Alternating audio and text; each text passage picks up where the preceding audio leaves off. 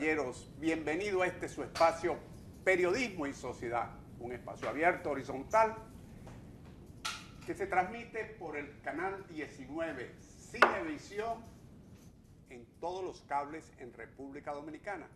Y para las personas allende de los mares, para la diáspora y para las personas que quieren ver un buen programa a través del streaming y otras plataformas como YouTube, Facebook, etcétera.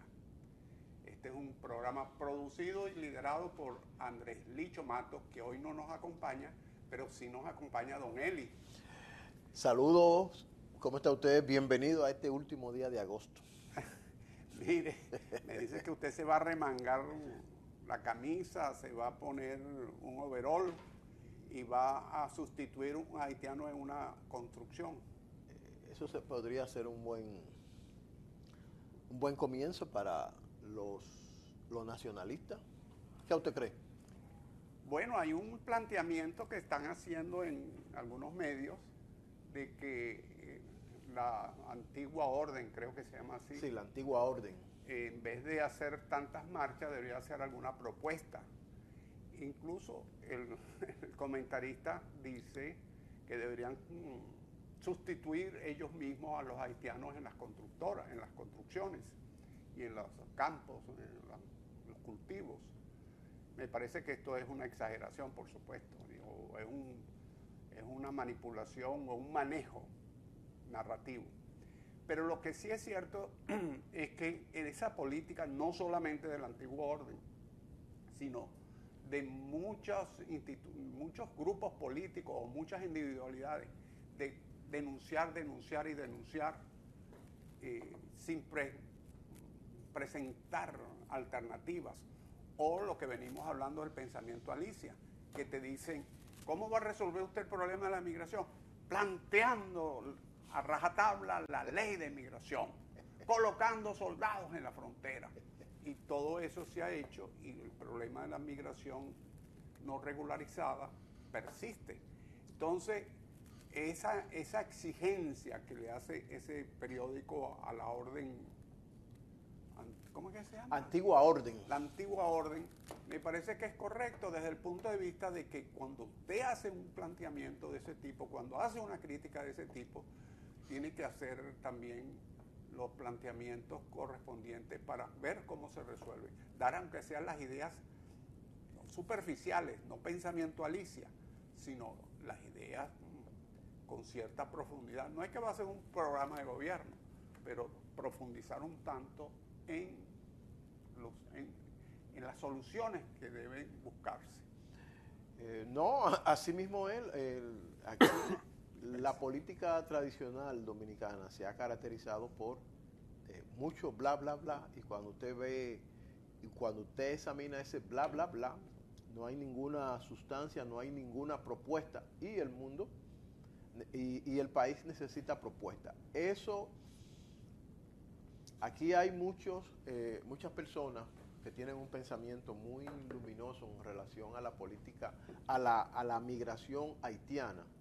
Y por cierto, hay muchos de esos que son anti-haitianos, que yo diría que podrían comer, desayunar, almorzar y cenar con un haitiano, que planteen propuestas, porque hay necesariamente en el país y en todos los países del mundo se necesita la mano de obra. Alguien tiene que trabajar en los campos, alguien tiene que trabajar en la construcción. Fíjese perdone usted, lo que está ocurriendo en Estados Unidos, de que, por ejemplo, la producción de tomates, tan importante en la dieta diaria de cualquier sociedad, la norteamericana se está cayendo, y el presidente Trump le está colocando aranceles a la mexicana, que es la que complementa, no sustituye, complementa, pero se está cayendo por el tema de la mano de obra de los inmigrantes que lo están persiguiendo. Lo están persiguiendo y bueno, y eso mismo ocurre aquí. ¿No será que hay una perversa manipulación, un plan maquiavélico para agredir, dañar a la agricultura dominicana? Bueno, no. ¿Algún cerebro para sustituir por importaciones? sustituir esos productos por importaciones. Bueno, sí, acabar con si se acaba con la producción nacional, si usted agrede la agricultura y reduce la producción nacional, el déficit tiene que buscarlo en algún sitio. Correcto, correcto. Bueno, eso, yo pienso que eso podría verse rápidamente en un futuro. Pero sí hay voces, como por ejemplo el expresidente Hipólito Mejía, un hombre conocedor. Usted podrá tener diferencias con don Hipólito, pero hay que reconocer que es un hombre conocedor de la agricultura. Bueno, de hecho fue ministro de Agricultura. Él plantea que hay que suavizar un poco esta política de persecución a los inmigrantes haitianos porque se está cayendo la producción agrícola nacional. Yo lo que creo que hay que regularizar, pero incorporando a los sectores interesados, buscando el compromiso del sector agrícola, del sector construcción, porque se colocan los temas en blanco y negro. Tú dices regularización, entonces te caen encima enemigos de la patria, pro haitiano, etcétera, porque ven la regularización como algo sin control, sin organización, que quizás alguna vez se ha hecho así. Yo no voy a discutir eso. Pero eso no garantiza que sea así en lo sucesivo. Pero si usted involucra al sector construcción e involucra al sector turismo e involucra al sector agrícola, campesino, la producción agroindustrial, al proceso de alguna forma de que exista un compromiso de parte de esos sectores en cuanto al control de las personas que se van a regularizar, que van a ser utilizadas en sus actividades económicas, y cuando esta decae, buscar el mecanismo para mantener ese control de esa ciudadanía, que vuelva otra vez a trabajar cuando nuevamente, pero esos mismos vuelvan a trabajar cuando venga la nueva cosecha o la nueva zafra. En el caso del turismo no, porque eso es permanente. 24/7. Y en la construcción, bueno, cuando tenga otro edificio, los constructores siempre están en una evolución constante. No tener como un ejército industrial de reserva, como diría su viejo amigo Carlos Marx. Don Carlos Marx. Pero mire, eso que usted plantea, yo pienso que no sería muy difícil de implementar aquí en el país, porque tenemos la referencia de que durante la existencia del Consejo Estatal del Azúcar, la Zafra, cuando la industria azucarera era, como se decía antes, la columna vertebral de la economía dominicana, pues cada año, cada periodo de zafra, llegaban al país miles y miles de ciudadanos haitianos a trabajar en el corte de la caña y otros en distintos aspectos de la producción azucarera. Y cuando terminaba la zafra, esos mismos regresaban a su país. Sin embargo, luego de la caída de la industria azucarera y de otros factores políticos, tanto en Haití como aquí, eso se fue diluyendo y se cayeron esos contratos. Recuerdo que uno de los contratos para la importación de braseros haitianos lo hizo el famoso jurista que ahora es de los que más defienden la soberanía nacional, como don Milton Ray Guevara, que fue durante el gobierno de don Antonio Guzmán, creo que fue a Puerto Príncipe y firmó el contrato para la llegada aquí de ciudadanos haitianos. Yo pienso que eso mismo, si se quiere un control más riguroso, pudiera hacerse ahora. Pero si vamos al fondo de los temas, lo que observamos siempre es que hay un relajo en las políticas públicas producto de la falta de seguimiento, evaluación y control. En todo, no solamente en el tema de migración, sino prácticamente en muchas áreas de las políticas públicas. Falta de seguimiento, evaluación y control. Si eso ocurría y había un control migratorio de esa mano de obra haitiana que funcionaba con cierta eficiencia, sí, eficacia, ¿por qué no ocurre hoy? Bueno, porque se dejó de hacer el seguimiento, dejó de hacerse la evaluación y dejó de hacerse el control. Pero ya eso es un tema más de fondo que deberíamos dedicarle un programa a ese punto Bueno, de la evaluación y el control. de la evaluación. ¿Qué le parece a usted la aprobación por la parte de la Cámara de Diputados ya en horas de la madrugada del famoso código No, y del Código Penal y del enfrentamiento entre don Pacheco y la primera dama? No es enfrentamiento.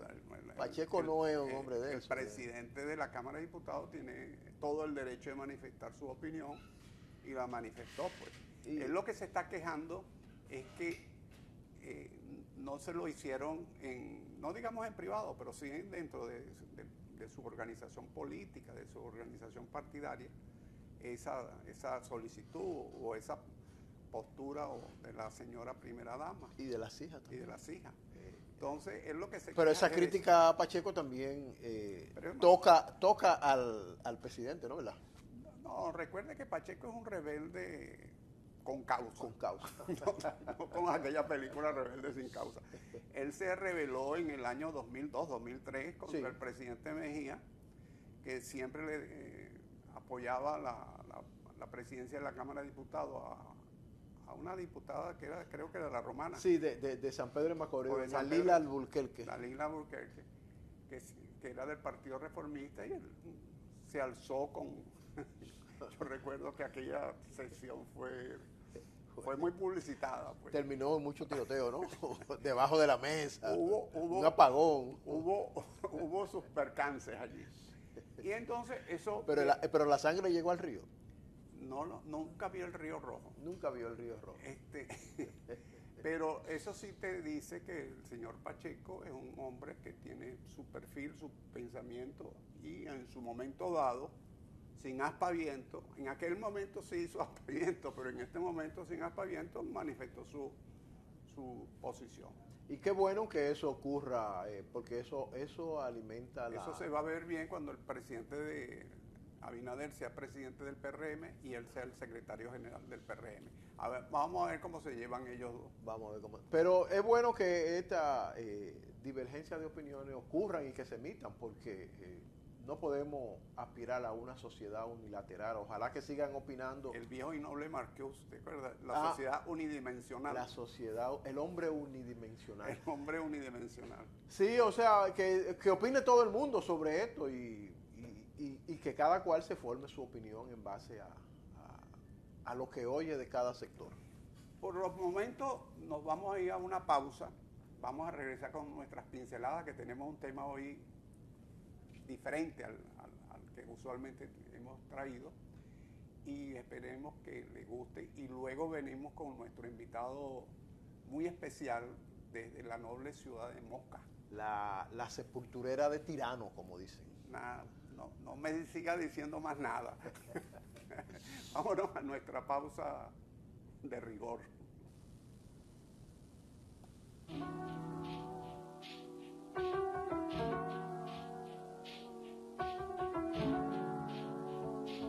El carpinterito antillano o de sierra es endémico de la República Dominicana.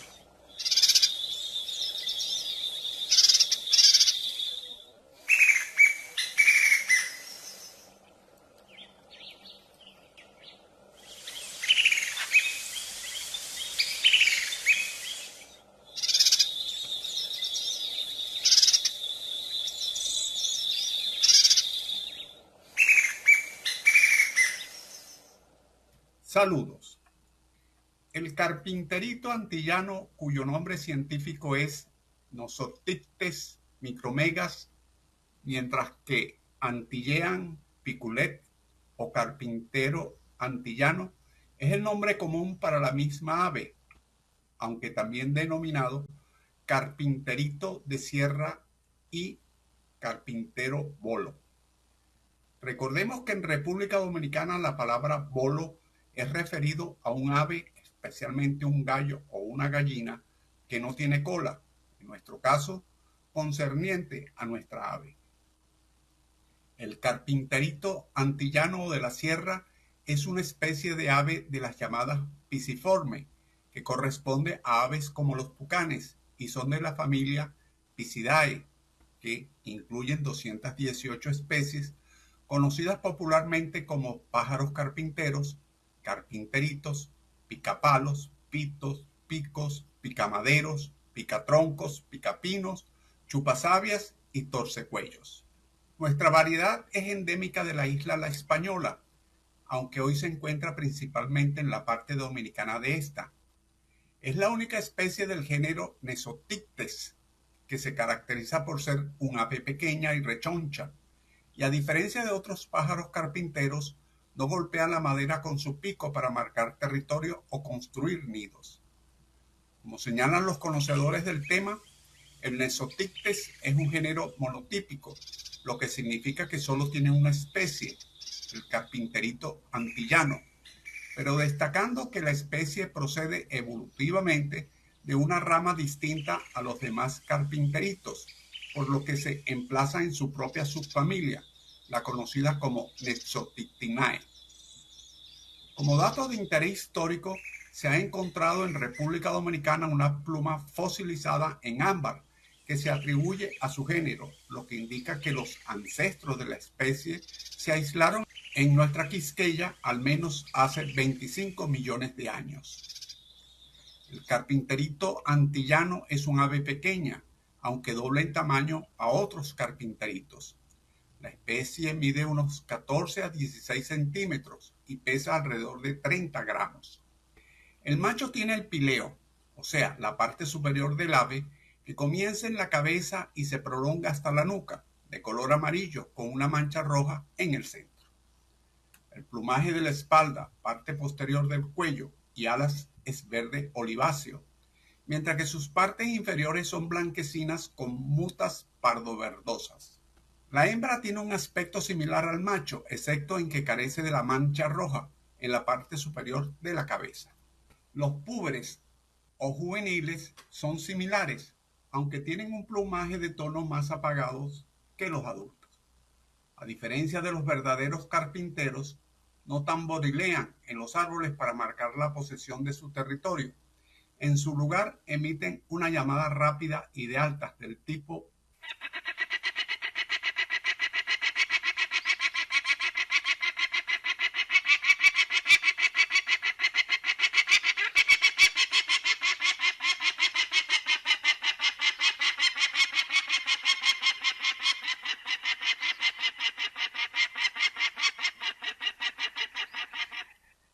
También usan estas llamadas para mantenerse en contacto con la pareja. El carpinterito antillano ocupa diversos hábitats en la isla La Española y la aledaña de Gonave, en Haití, aunque hoy en día este dato habría que revisarlo por el estado de deforestación del vecino país. Habita tanto en los bosques de pinos como en los bosques secos, además de las zonas semiáridas de matorrales y espinos. Además, habita en los manglares y ocasionalmente en las plantaciones y cultivos. Se encuentra desde el nivel del mar hasta las altitudes de 1800 metros, aunque en los pinares es más frecuente por debajo de los 300 metros. En este hábitat prefiere los sotobosques densos, o sea, las vegetaciones formadas por matas y arbustos que crecen bajo los árboles de un bosque. El carpinterito antillano se alimenta de insectos, siendo las hormigas y los escarabajos la base de su dieta. También consumen gran cantidad de frutos en comparación con otras aves parecidas. Suelen alimentarse en solitario o en pareja, picoteando en el sotobosque, generalmente en las ramas, enredaderas y tallos más que sobre los troncos. La época de cría se produce desde marzo a julio, perforando un hueco en los árboles, tocones o palmeras, donde suelen poner de 2 a 4 huevos. Las parejas son muy territoriales y realizan despliegues agresivos ante los intrusos. La política de protección del carpinterito antillano o carpinterito de la sierra en República Dominicana se centra en la conservación de su hábitat y la preservación de su caza. Esta ave endémica se encuentra en peligro debido a la deforestación y la pérdida de su hábitat natural, así como a la caza ilegal. El Estado dominicano ha establecido diversas áreas protegidas, como parques nacionales y reservas naturales, que incluyen hábitats importantes para el carpinterito antillano. Estas áreas buscan preservar la biodiversidad y proteger los ecosistemas donde viven esta especie. Dos temas hay que colocar sobre relieve. El control de la deforestación, o sea, la pérdida de bosques, que constituye una de las principales amenazas para el carpinterito y otras especies. De allí que se implementan medidas para controlar la tala indiscriminada y promover la reforestación en áreas degradadas. Otro aspecto de vital importancia es intensificar las campañas de educación y sensibilización para concienciar a la población sobre la importancia de proteger al carpinterito antillano y su hábitat, así como para fomentar prácticas sostenibles. La caza del carpinterito está prohibida y se toman medidas para hacer cumplir esta regulación y sancionar a los infractores. Igualmente, se deben incrementar los programas que fomentan la participación de las comunidades locales en la conservación del carpinterito antillano, involucrándolas en proyectos de monitoreo y gestión de áreas protegidas. Como conclusión, recordamos que el carpinterito antillano o de la sierra es un ave endémica de la isla La Española, lo que significa que solo se encuentra en esta región. Su conservación es crucial para mantener la biodiversidad de la isla y preservar los servicios ecosistémicos que brindan su presencia. Además, el carpinterito desempeña un papel importante en el control de poblaciones de insectos, contribuyendo a la salud de los bosques. Es cuanto: salud, fuerza y unión.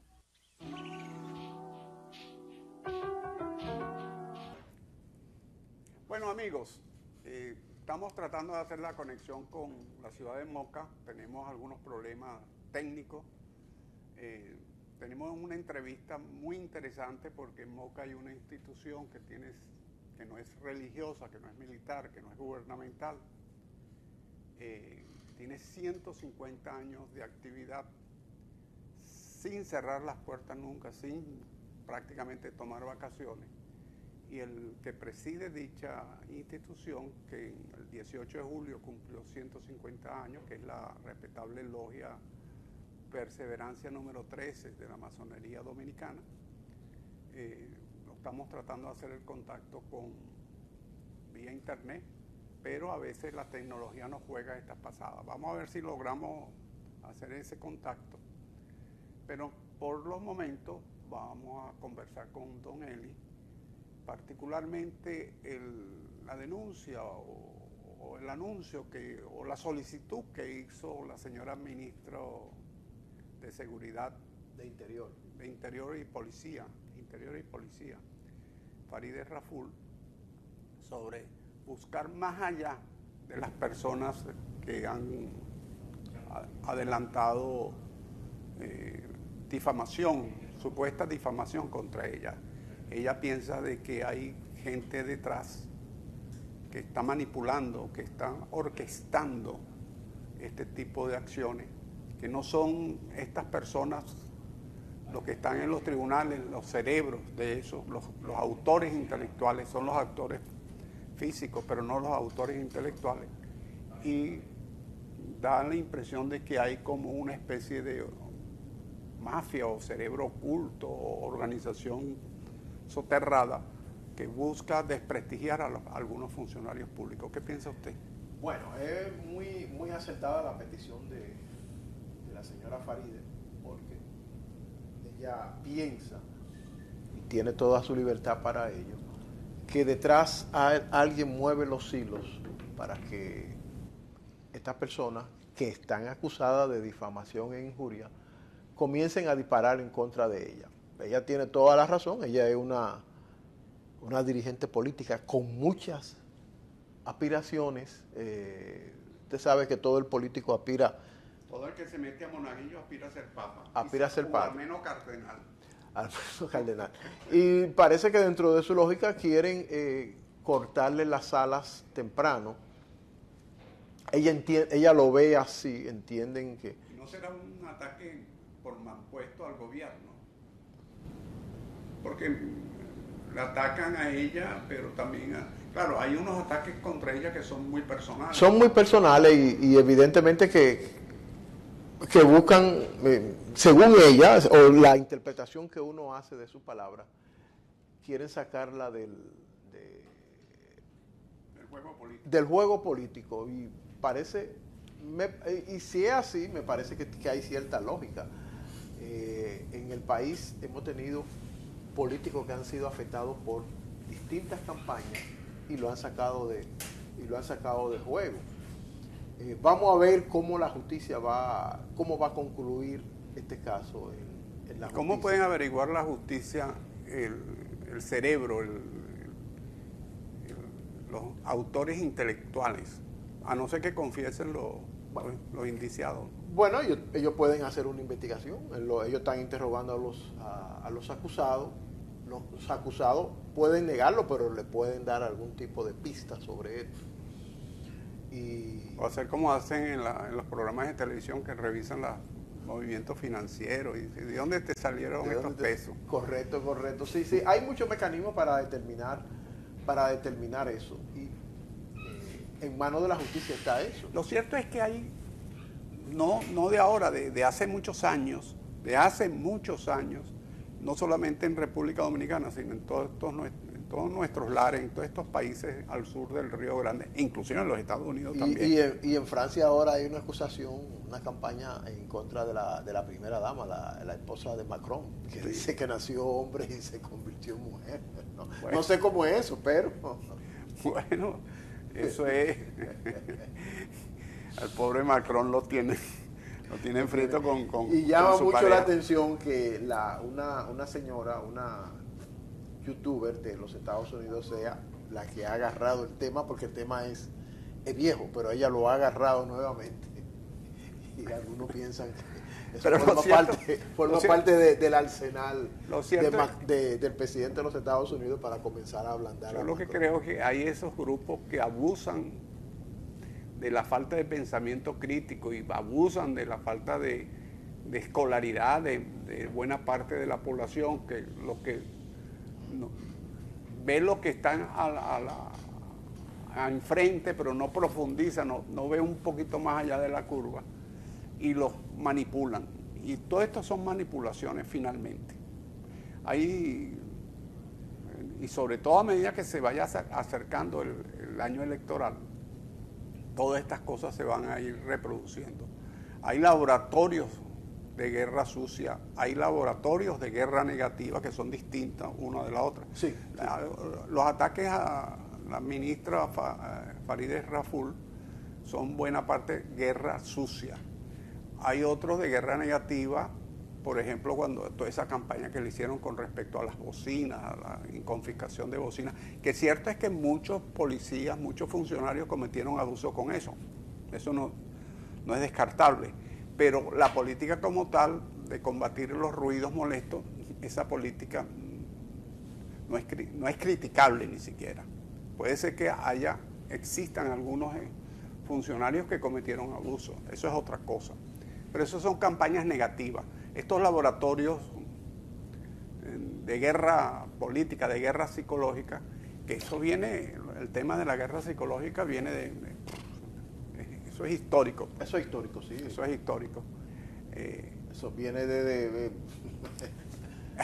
me hay recuerdan los discursos del famoso Joseph Goebbels. Hay un caso patético o clásico, el famoso Vlad Drácula, que era el príncipe de Valaquia, que cuando lo invaden los turcos, las primeras tropas turcas que logró capturar, las empaló y las colocó en un sendero de varios kilómetros, uno al lado de otro, uno cerca del otro, y aquello le causó una impresión tan fuerte al ejército turco que le costó reanimarse y finalmente derrotar a Vlad Drácula. Vlad Drácula no es el Drácula este que pintan en algunas películas o historias y cosas de estas, de que chupa sangre. Fue un príncipe real que vivió en Valaquia. Valaquia es una región de la actual Rumanía, que eso fue por allá en el siglo XVI. Pero eso fue un acto de guerra psicológica. Y así como esos, con sus variantes, se vienen desarrollando a lo largo de la historia. Goebbels, como usted estaba mencionando, era un experto en eso. Pero en la resistencia había otro, Domenech, sí, un francés de apellido Domenech, que era un experto también en guerra psicológica. Pero, y en nuestro hablar, en nuestro medio, si nosotros analizamos fríamente, después que han pasado los años, las distintas campañas electorales, vamos a decir, del año 2000 hasta hoy, aquí en República Dominicana, vemos una serie de campañas que se han movido tras los telones, que son campañas algunas de guerra sucia negativa, otros son de guerra sucia destructiva, otros son, en fin, son todas de guerra psicológica, de marketing político y todas estas cosas que se hablan hoy en día. Y hay que destacar, don Isidro, que en estos momentos del gran desarrollo que tiene la informática, las redes sociales, es fácil convertirse en un emisor de este tipo de campaña o de guerra sucia, como quiera llamársele, porque ya usted tiene desde la comodidad de su hogar, de su casa, una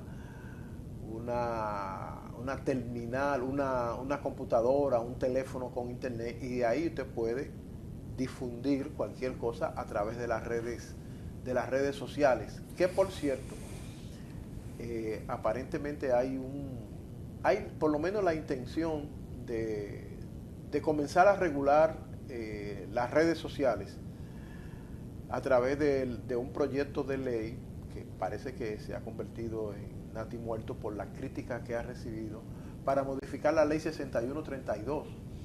Esta ley, la ley 6132, es la que rige la libre expresión y difusión del pensamiento, que creo que es data de 1962, cuando el Consejo de Estado, aquel gobierno que sustituyó a la dictadura que sustituyó al gobierno de la dictadura, que creo que era el último gobierno que quedó, Balaguer, y luego este gobierno le entregó al profesor Juan Bosch el gobierno tras la celebración de las elecciones. Bueno, pues esa ley se quiere mantener algún tipo de control sobre las redes sociales para impedir esto de que esta difamación contra figuras públicas, y no solamente contra figuras públicas, sino también porque no sobresale el hecho de la figura pública cuando te atacan a Faride con determinadas cosas o a determinadas figuras políticas. Eso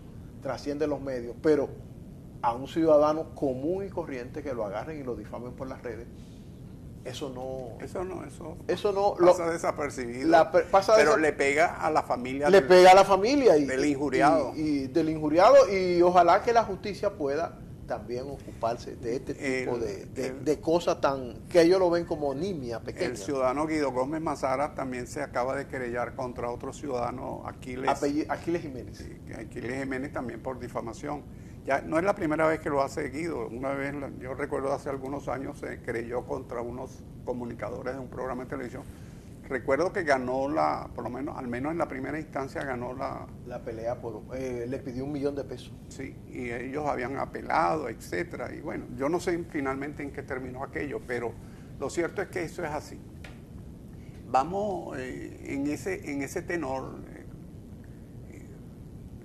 Los partidos políticos deben fortalecer su sistema interno de formación para blindar a sus militantes en cuanto a este tipo de efectos, esta práctica que ellos muchas veces la promueven contra los otros, pero los demás tampoco son mochos, también se defienden con armas iguales, y siempre eso busca perforar la credibilidad o la lealtad de los militantes con respecto a sus partidos. Lo que sucede es que los partidos desgraciadamente han abandonado, aunque vi por allí una noticia de que el Partido Revolucionario Moderno había dado una serie de cursos, pero creo que más orientado a la formación de funcionarios públicos, más que fortalecer al individuo, al militante, en cuanto al pensamiento crítico, a discernir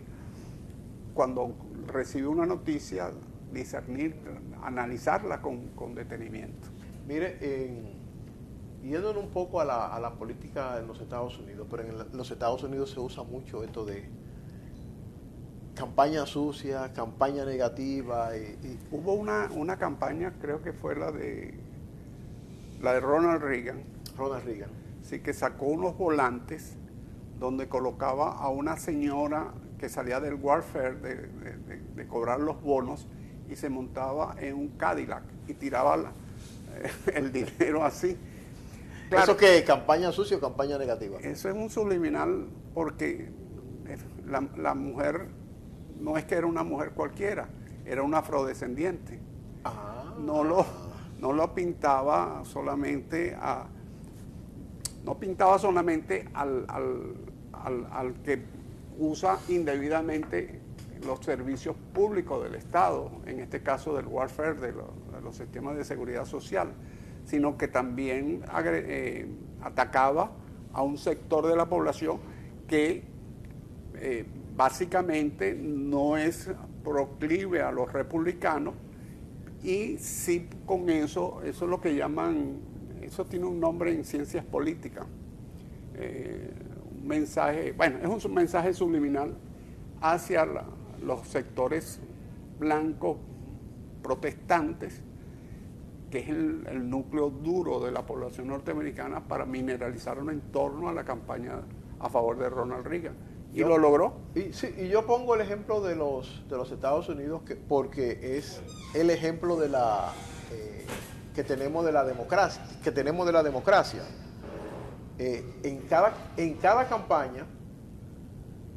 campaña, sí. Está entrando el invitado. Bueno, vamos a por lo menos. Nos quedan unos minutos. Vamos. Bienvenido, Carlos. ¿Cómo estás?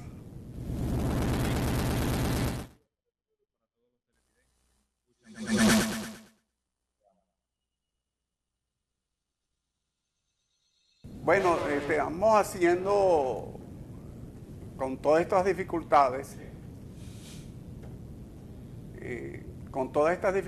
estamos haciendo por lo menos unos minutos para recordar a la población, a la República Dominicana en general y a la población de Moca en particular,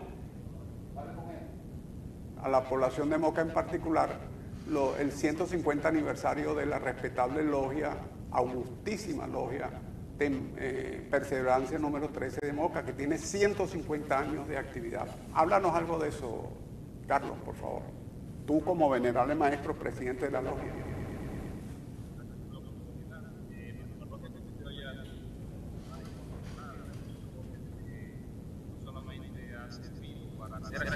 No se oye en el aire eso.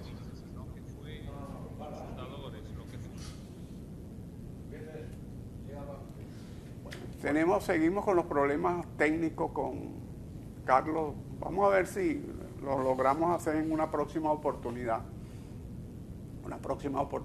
Entonces te decía lo de Ronald Reagan, que eso lo utilizó mucho Ronald Reagan. Y también hicieron una campaña parecida contra el presidente Obama.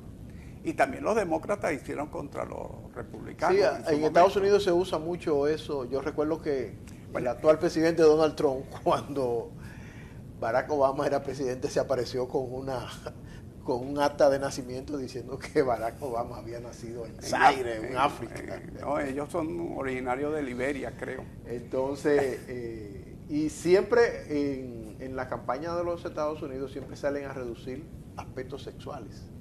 No, y que fumó marihuana cuando estudiaba en el segundo año de secundaria. Entonces, si esa es la cuna de la democracia, ¿qué podemos esperar nosotros de países como el nuestro? Sí, pero no vayas a empezar a atacar a los Estados Unidos por eso. No, te veo tu tendencia izquierdosa. No, eso forma parte de la democracia Y es muy elogio. Eso es parte, y eso ocurre también, inclusive en Rusia ocurre. Eso ocurre donde no ocurre en China, que el Partido Comunista, y quizás dentro del Partido Comunista chino también hay sus mecanismos de guerra psicológica. Ocurre hasta en el Vaticano. Porque recuérdate aquello cuando los cuatro, ¿cómo es que tú quieres? La banda de los cuatro. La banda de los cuatro en China. Eso fue toda una campaña psicológica. Ah, no, en el Vaticano ni se diga. En el Vaticano sí hay mucha campaña. Esos codazos cuando se reúnen para sustituir a un papa son tremendos. Bueno, y aquí mismo también en la iglesia. En todos lados. En todos lados. Donde hay seres humanos. Yo a veces me pregunto, y bueno, acusamos que si los políticos o qué sé yo, o los bomberos, y usualmente inclusive en empresas privadas, y nos olvidamos de los países en que vivimos nosotros. Eso no lo justifica. Yo no estoy en absoluto justificando ninguna acción que no sea correcta o ninguna ausencia o deficiencia, pero no debemos olvidar que nosotros vivimos en un país donde los políticos, para hablar de los políticos, son de la sociedad donde nosotros vivimos, que los partidos se nutren de la sociedad donde nosotros vivimos. Los políticos no son marcianos. El presidente Abinader o el presidente Mejía o el presidente Medina o el presidente Fernández no son marcianos, y los que lo siguen a ellos en sus capas directivas no son marcianos, ni son marcianos tampoco los directivos de la Confederación de Empresarios y así sucesivamente, ni los cardenales ni los obispos. Bueno, son productos de nuestra sociedad. Y como colofón hay que citar que en cada campaña electoral siempre hay un capítulo destinado a campaña negativa, campaña sucia. Un capítulo desde el punto de vista de pesos, de dinero. De peso y de programación. Y de presupuesto. Y de presupuesto, sí. O sea, eso hay que decirlo porque la política, y más una campaña electoral, hay que verla como una guerra. Y cuando usted va a una guerra, de acuerdo a todos los teóricos de la guerra, Sun Tzu y el general Clausewitz, el objetivo es destruir al contrario. O Patton. ¿No te gusta Patton, que andaba con una revolvera de estilo viejo oeste? Sí, Patton hay... Tú sabes que Patton murió de forma extraña, ¿no? Como un accidente, ¿no? Dentro de un accidente de tránsito dentro de una base militar. Dentro de una base militar. ¿Qué le habrá pasado? ¿Usted cree? Porque usted recuerda que Patton era un rebelde dentro de las Fuerzas Armadas norteamericanas, y su tesis era, al igual de Winston Churchill, de continuar la guerra y recuperar los territorios que habían ocupado los ejércitos rusos, soviéticos, recuperarlos, retirar al ejército rojo de Polonia y de Bulgaria, de Rumanía, y de Europa del Este, de Europa Central y del Este. Bueno, sí, por suerte o sea, usted está de acuerdo con la pena de muerte. Pero no estaba de acuerdo con que se continuara la guerra. Era terrible en esas condiciones seguir. Entonces él muere de forma extraña, en un accidente de tránsito dentro de una base militar. Él solo conduciéndolo. Parece que iba conduciendo un vehículo de esos militares, un jeep de esos famosos, de esos jeep americanos de la Segunda Guerra Mundial. Pero no se sabe, históricamente no se ha explicado qué ocurrió con eso. No dice. Vamos a ver si lo podemos investigar, y el próximo martes, cuando estemos de nuevo aquí, porque ya se nos acabó el tiempo, don Eli. Voy a consultar al ChatGPT sobre eso. Y vamos a consultar. Y mañana tenemos aquí a doña Isabel con periodismo y seguridad social. Seguridad social. Muchas gracias por su atención. Dispénsenos los problemas técnicos y veremos cómo nos conectamos próximamente con MOCA para que nos hablen de esa importantísima institución que es la respetable logia masónica Perseverancia número 13, que cumplió 150 años de vida ininterrumpida en MOCA. Muchas gracias, y de parte nuestra hasta el próximo martes.